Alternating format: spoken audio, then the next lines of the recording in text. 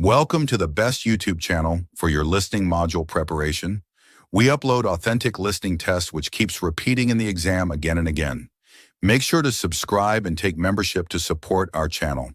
Listening, Section 1. Read the questions provided in the booklet carefully after reading the instructions. First, we will start with questions 1 to 10. Pay attention to the keywords and answer accordingly.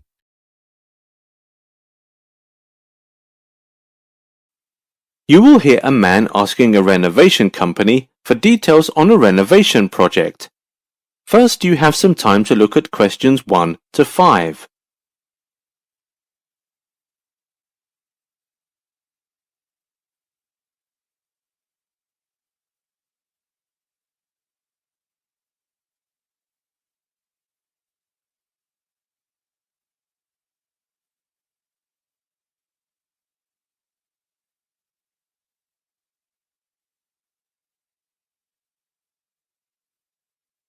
Listen carefully and answer questions 1 to 5. Hello, Shining Decorations. How can I help you? Hello. We are thinking of renovating our hotel this year. It was built 15 years ago and it's quite old now, so I'm calling to see if your company can do that. Oh yes, we do all kinds of decoration and renovation projects. Last month, we just renovated the city library. The client was really pleased with the outcome. Oh, really? I heard that one was pretty tough, but the new library does get a fresh look. Yes, it was a tough one. May I have the name of your hotel? Yes, it's Central Hotel. Should I tell you about some changes we want to make before you come and check it out? Yes, please. I will write them down. Just a moment, please. Okay. What are the changes you want to make?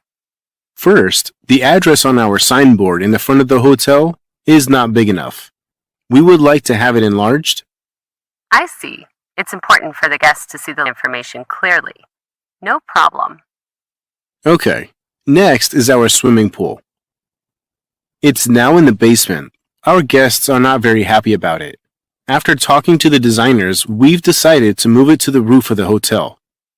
Oh, that's a big change, as it'll be an outdoor site, but I believe it's a wonderful idea. Yes, our hotel is right beside a river, so it's got a good view from up there. That's true. I'm sure more people would stay at your hotel because of it. It's a very competitive feature. We can do that for you. We have a big lounge on the ground floor where our guests can rest. We don't think we are making the most of it, and my manager said we should use the room for reception. The old one is too small.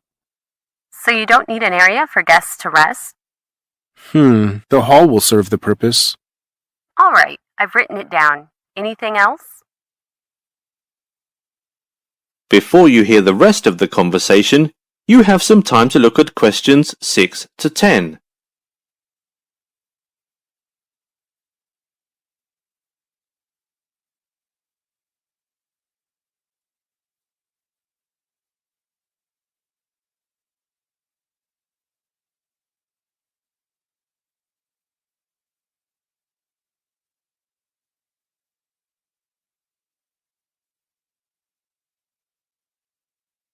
Now listen and answer questions 6 to 10.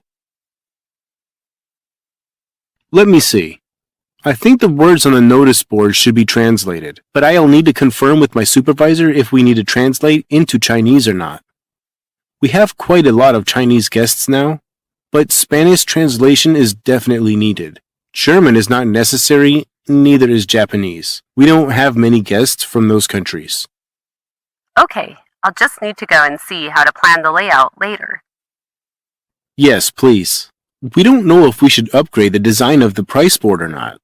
It looks a bit old-fashioned. What color is it? It's red. I was wondering if white looks better. It's hard to tell unless we see it in person. Okay. When can the construction team come and start their work? Well, we are currently working on another project, but we think we can finish the work there sometime in June. So we can come before July. And it depends on how much time you have for the renovation project. If it's quite urgent, we'll need to discuss the starting time. We hope to start early, but it's not too urgent. We will wait till the end of peak season. Yeah, you don't want to miss the peak time right now. So who should I contact for the initial check and evaluation? You can call my manager. His name is Clifton Barron. Excuse me, how do you spell his first name? Cliffton. And his phone number? It's 093-03-6602. You can call during work hours. Got it. As for the contract details and the cost of the project, should I contact him or... Yes, you could talk to him for all these details. Okay, thanks. That is the end of section 1. You now have half a minute to check your answers.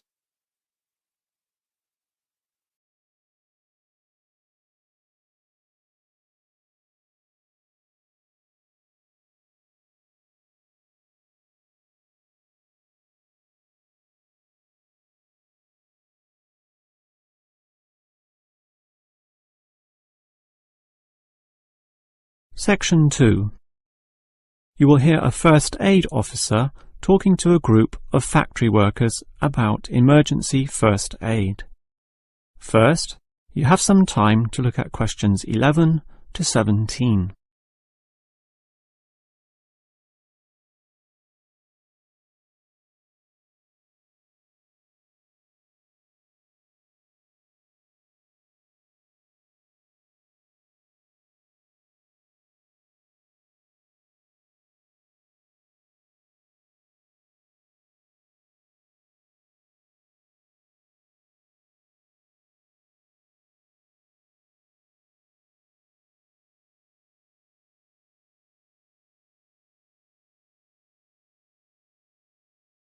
Now listen carefully and answer questions 11 to 17. Hello everyone. Now you know why I'm here. You all work in a factory, and in this environment there always remains a significant possibility of accidents happening, in which case first aid will be necessary. What is first aid? It is the provision of emergency on-site care when an injury occurs, and it is essential for everyone to know, if only simply, the steps which must be followed. There are, of course, minor injuries which may happen, not needing further medical care beyond the intervention of the first aider, but you can never be sure, thus the following steps must always be followed. These can be abbreviated to the words Dr. ABC, in other words, D-R-A-B-C. The D stands for danger, and that's the first issue to keep in mind. When an accident happens, immediately ascertain that the environment is safe. That, for example, nothing else will fall or break or cause accidents. If you, the first aider, are also injured, the problem is even worse. The R stands for respond. You must then ascertain the best response. Once all the danger has been eliminated and the distress calls sent out, the appropriate action is, obviously, to help the injured party. Alright, that leads to A, which stands for airway. In order to stay alive, all people need to have an open airway to allow breathing.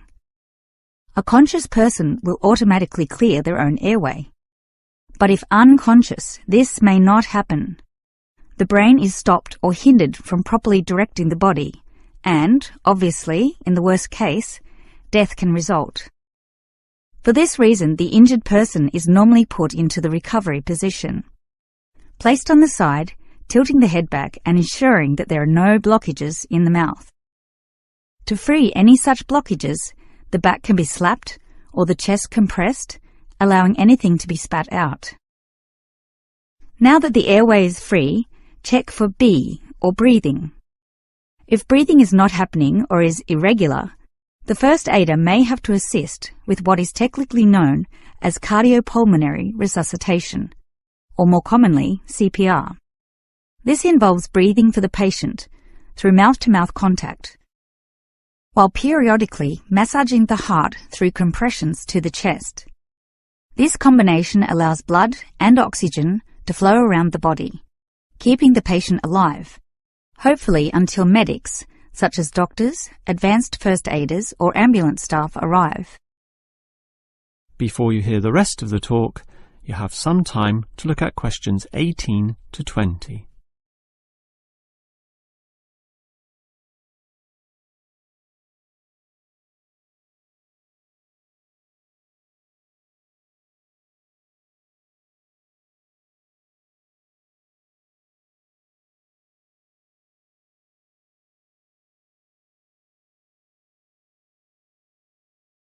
Now listen and answer questions 18 to 20. Now, it's certainly good to have knowledge of emergency first aid, but, obviously, the best situation is simply not to have accidents occur in the first place. For that, you need to be aware of safety issues, but just saying "be aware" does not usually achieve much. It is more important to have an appointed person whose job is to ensure awareness and work safety. Safety inspections would obviously be part of their job, whereby they can make sure, for example, that the first aid boxes are fully equipped. Another idea is to put posters on the walls, but, interestingly, research has proven that these tend to be ignored, becoming just part of the wallpaper, seen but not put into practice. It is much better if everyone is just instilled to not be reckless, that is, to not rush into situations without thinking about the possibility of accidents. And instilling this mindset is part of the job of the safety officer. Some other suggestions are ongoing first aid training and no accident reward or star systems. These have had some success, but nothing beats a regular meeting, say once a month, in which the subject of safety is brought to the attention of everyone, and any outstanding issues related to this are thoroughly discussed. That is the end of section 2. You now have half a minute to check your answers.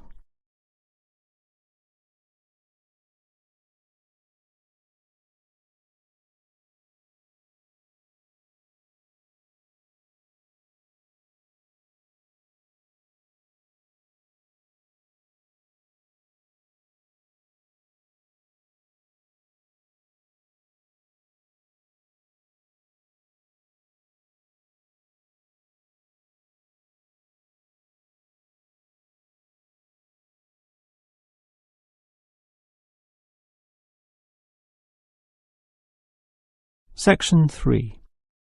You will hear two students, Frank and Nicole, discussing their research on university waste. First, you have some time to look at questions 21 to 25.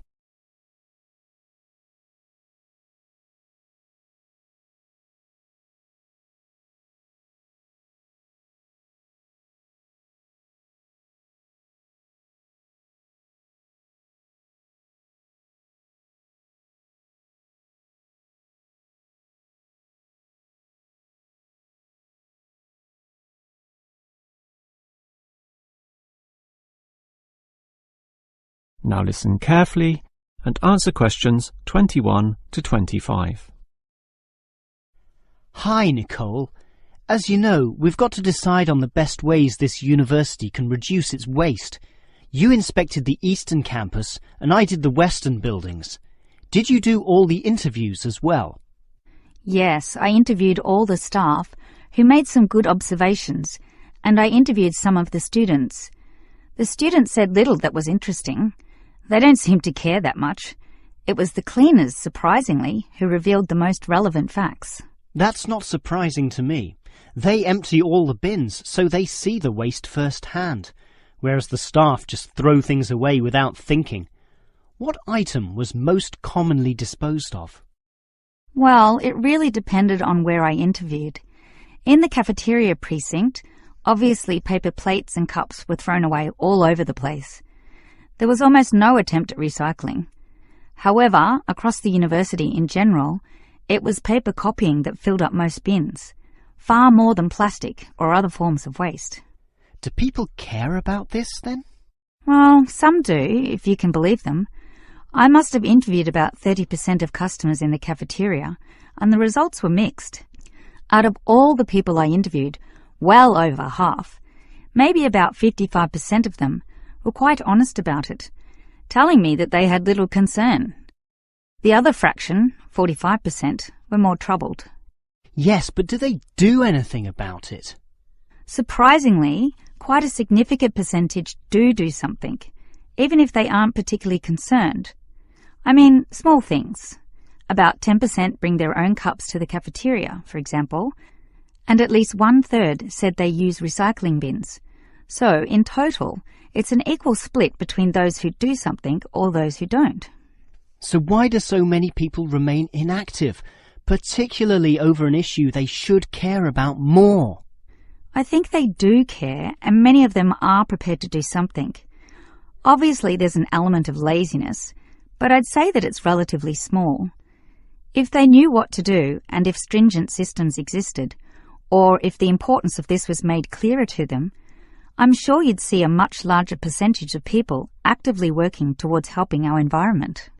Well, there's cause for optimism at least. Before you hear the rest of the conversation, you have some time to look at questions 26 to 30.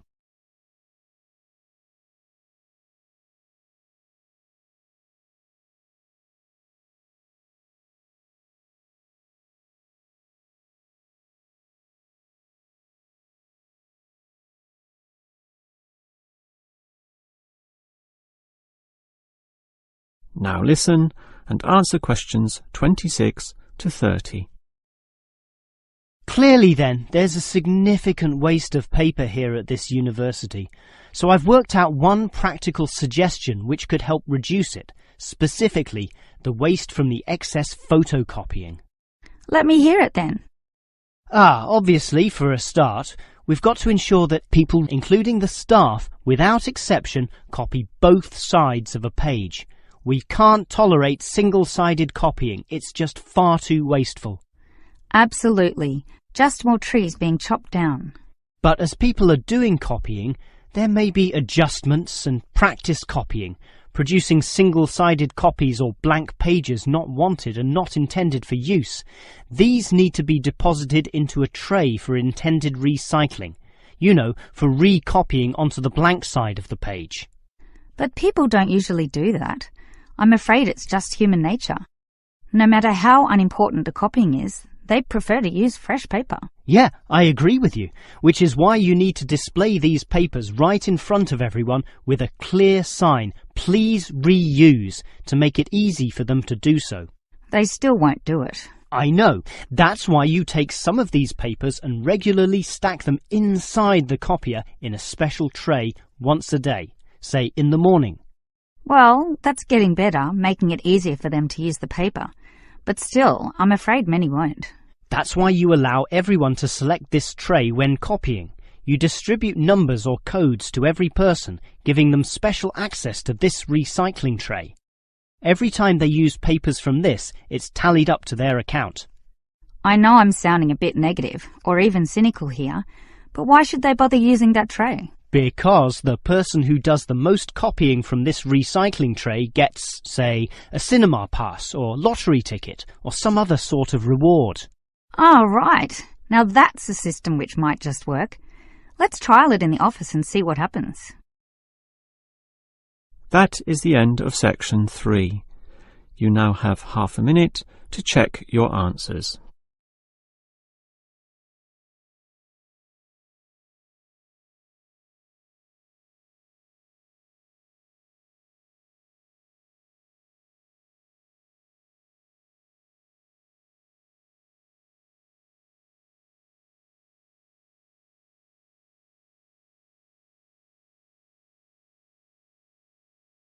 Listening section 4.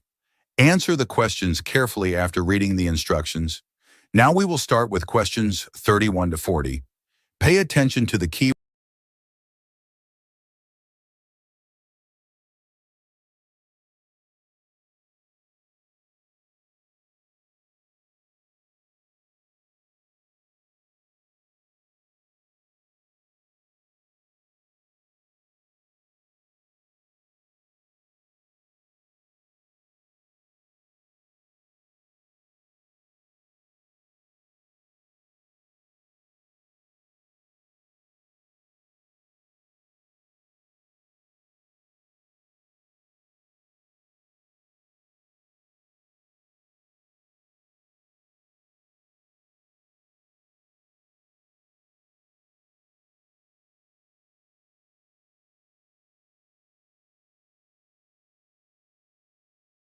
focusing on man-made objects in Earth's orbit, particularly satellites, and exploring the various roles they play in modern life.